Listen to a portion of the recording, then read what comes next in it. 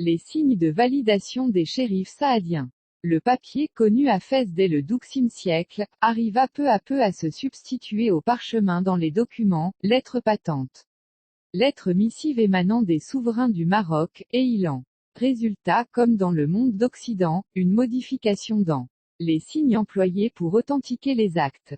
Les chancelleries maghrébines, comme celles des rois morts d'Espagne, faisaient usage autrefois pour les actes sur parchemin, de sceaux suspendus, moualaquins, par des lacs tout à fait analogues à ceux qui scellaient nos anciennes chartes.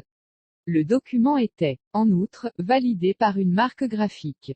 On donnait abusivement à cette marque le nom de signature, KTLIED, bien qu'elle ne fût jamais de la main de l'auteur de l'acte, et rarement de celle du rédacteur. C'était à quelques calligraphes habiles qu'incombait le soin de l'écrire. Ce double signe de validation, sceau et marque graphique, était annoncé à la fin du document par la formule suivante. Et nous avons apposé sur la présente notre signature, et nous y avons suspendu notre sceau. Parenthèse fermante.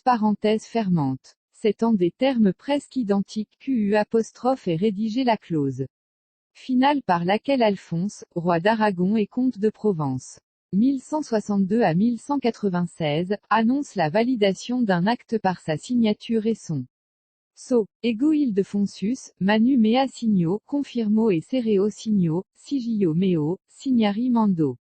L'expression manu mea, assimilable à yetna de la formule arabe, n'implique nullement, comme le fait observer Giry, que cette souscription soit autographe. Lorsqu'au milieu du XVe siècle, la dynastie saadienne succéda au Béni Merin, l'usage des sceaux pendants avait disparu.